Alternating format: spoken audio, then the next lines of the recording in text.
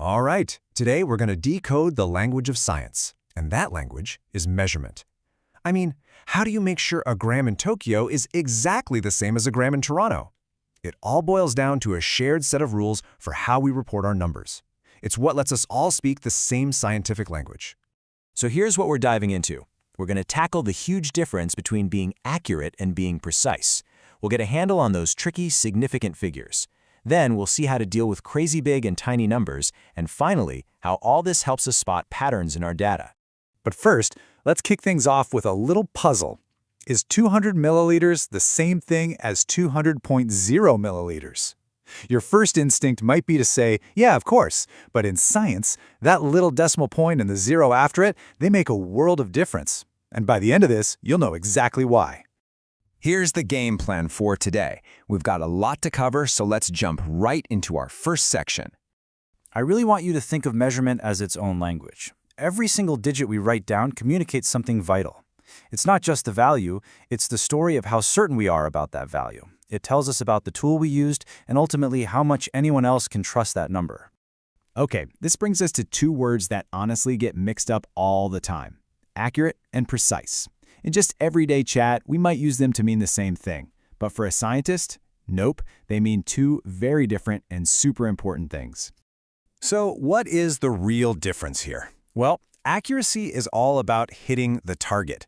It's how close your measurement is to the real accepted value. It's about being correct. Precision, on the other hand, is all about consistency.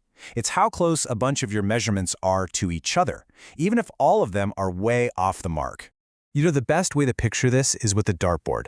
If all your darts are clustered right in the bullseye, you're a rock star. You're both accurate and precise. Now, what if your darts are all tightly grouped together, but over in the corner? That's precise, but not accurate. Your method is consistent, but it's flawed. And if your darts are just all over the board, well, that's neither accurate nor precise. And you know what? We can actually put a number on accuracy. We don't just have to guess. We use a simple formula called percentage error. It lets us calculate exactly how far off our measurement is from the true value. The smaller your percentage error, the more accurate you are. Simple as that. Okay, so if percentage error is our tool for accuracy, how do we show precision? Well, that's where significant figures come in. I like to call them the honest digits in a measurement. They tell the whole story. They include all the digits we know for sure, plus one final digit that we had to estimate. Now, here's the part that you absolutely have to remember. In any properly reported measurement, that very last significant digit is always an estimate. So if you measure something with a ruler and write down 6.36 centimeters, you're totally sure about the 6 and the 3. But that last 6, that's your best guess between the little lines on the ruler. It's important information, that's why it's significant, but it is not certain. Let's be real, the trickiest part of this whole thing is always the zeros. Do they count, or are they just placeholders? Thankfully, the rules are pretty straightforward. Zeros that are sandwiched between other numbers, they always count. Zeros at the very beginning of a number, like in 0.05, they never do. And zeros at the end? That's where the decimal point becomes the hero. Their significance depends entirely on whether there's a decimal point anywhere in the number. It's the difference between 30,000 and 30,000 point. Let me know in the comments if you have questions about this. Okay, so we can spot sig figs, but what happens when we have to do math with them? You can't just blindly trust what your calculator spits out. The golden rule is this: your answer can never, ever be more precise than your least precise measurement. It's a chain, and it's only as strong as its weakest link. And watch out, because this is where a lot of people trip up. There are two different rules. When you're adding or subtracting, you only care about the number of decimal places. Your answer is limited by the measurement with the fewest digits after the decimal. But when you're multiplying or dividing, you look at the total count of significant figures. Your answer is limited by the measurement with the fewest sig figs overall. People mix these up all the time, so if you want more tips like this, make sure you're subscribed. Let's put this into practice. We want to find the density of an object. To do that, we need to divide its mass by its volume. So our mass is 3.05 grams. Count them up, that's three significant figures. And our volume is 8.47 milliliters, that's also three significant figures. So we punch it into the calculator, 3.05 divided by 8.47, and we get this. Whoa, look at all those numbers. It's tempting to just write that whole thing down, but you can't. If you did, you'd be claiming a level of precision that you just don't have. Scientifically, it's just not honest. So, how do we fix it? Well, since our two starting numbers both had 3 significant figures, our answer can only have 3. We have to round that long number to 0.360 grams per milliliter. And that final 0, it's absolutely crucial. It is significant, and it honestly tells the world how precise our answer is. That is how we keep our calculations trustworthy.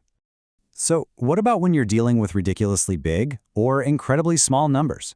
You know, like the distance to a star or the width of an atom.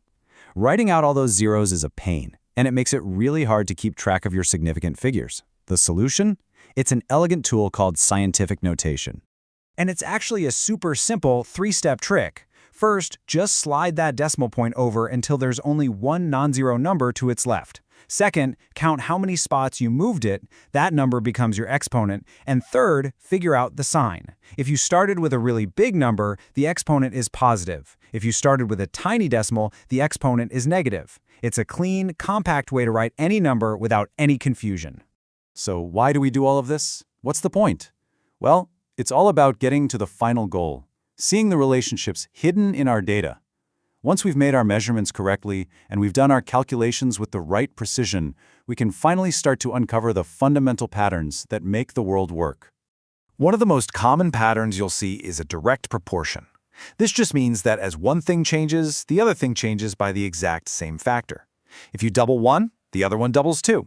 A perfect example is the relationship between mass and volume. That constant ratio between them, the K value, has a special name. We call it density. And if you graph this kind of relationship, it's super obvious. You will always get a perfectly straight line that goes right through the origin, the 0, 0 point.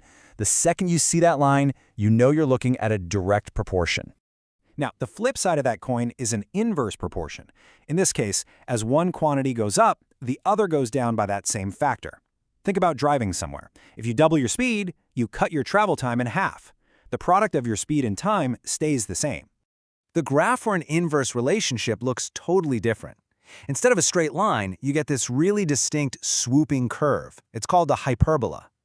This shape is a dead giveaway that as one thing gets bigger, the other gets smaller. So let's circle all the way back to that first question.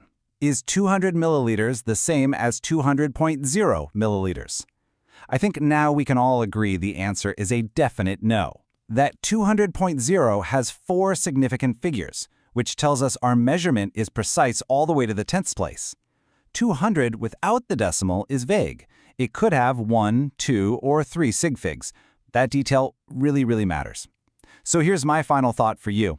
How can you use this language of precision, these honest digits, to build trust in your own findings?